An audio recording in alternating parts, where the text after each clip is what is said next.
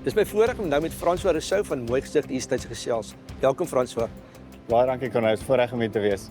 Die François, ja, ek het gesien jy het die ek het Essan Toyota se jong boer van 25 gewen. Wat beteken dit vir jou?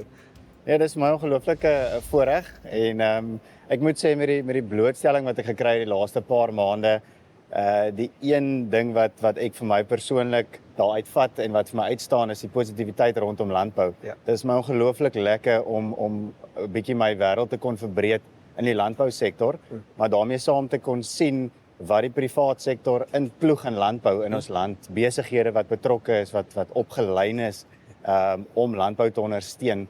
En ja, ook georganiseerde landbou, die rol wat hulle werklik vervul agter die skerms baie Dit is keer. belangrik, ja. En dan ook natuurlik saam met dit die ander jong boere wat ek ontmoet het. Dis wonderlik om oor die land jong boere te ontmoet wat innoverend is en te sien dat die volgende generasie van landbou is in goeie hande. So die hele proses het my net ongelooflik positief gemaak oor die toekoms van landbou. En François, ja, en julle is 'n familieplaas, ek reg gehoor het vir 'n paar generasies, ek dink al 4 generasies. Ja. Is daar plek en ruimte in so opset dan vir die jonger geslag om te kom met hulle nuwe innovasie en idees? Definitief. Ek het die voorreg gehad om 2018 by die familieboerdery aan te sluit as vierde geslag. Ja. En ja, toe ek begin het op die plaas, soos enige jong man, 'n klomp nuwe idees gehad.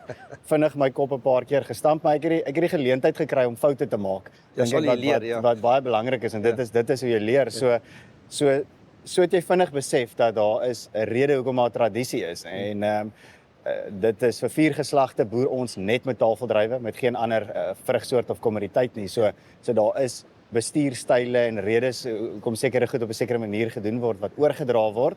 Maar natuurlik is omstandighede anders as 2-3 geslagte terug. En dit gee ruimte vir innovasie en vir kreatiwiteit en nuwe tegnologie wat my 'n geleentheid gee om na die tafel toe te bring. En dis altyd belangrik om wanneer jy besluit neem om beide in ag te neem, om die tradisies in ag te neem sowel as die huidige omstandighede en die innovasie wat jy daarmee saam kan toepas in die boerdery en dan om met albei in ag genome die regte besluit op die ouend van die dag te neem. Is daar nuwe variëteite wat julle na kyk? Wat ek onthou bestaan wat jy in die winkels hierdie wat so spookasem was dit katte en enige keer dit was baie bekend, maar is julle ook altyd besig om na nuwe smaakvoorkeure te kyk of wil julle eerder stiek met wat jy het en wat werk? Nee, definitief, jy moet kyk na nuwe kultivars. Ja. Jy moet jou brood en botter kultivars hê soos wat ons sê wat al lank saam met ons aankom. Ja. En daai kultivars sal jy altyd behou. Jy sal miskien nuwe klone van daai spesifieke kultivars plant. Wat vir jou beter opbrengs gee en 'n beter korrelgrootte miskien gee. Maar dan kyk jy definitief na daai niskultivars om seker te maak dat jy daai ietsie het wat 'n kliënt lok na jou pakkie van vrugte toe wat jy kan aanbied. So ons kultivars wat ons deesdae evalueer en plant is maar hoofsaaklik van Amerika en van Spanje.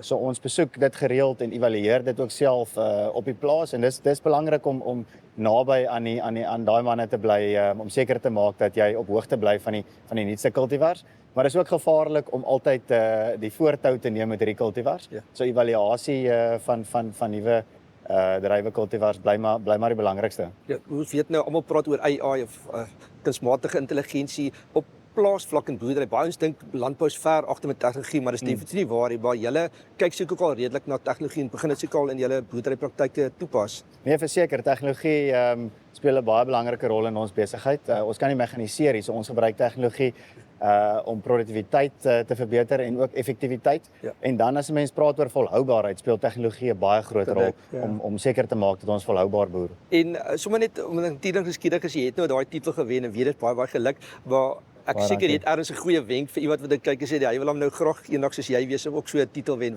Wat sal goeie raad wees vir enige kyker of verkieslike jong boer wat nou na jou opkyk? Ek dink dit is belangrik dat jong mense besef dat daar geweldige geleenthede is in landbou.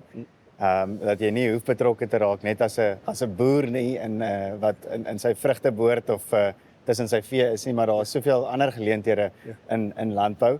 En wat lekker is van landbou en ook in die kompetisie wat ek in deelgeneem het is dat jy het hierdie voorreg om nie net op een afdeling te fokus hier is. Jy het verskillende afdelings in landbou wat jy die geleentheid kry om op te fokus en kennis op te doen. Ja. En ja, om positief te wees en 'n passie te hê vir landbou, dink ek is die heel belangrikste.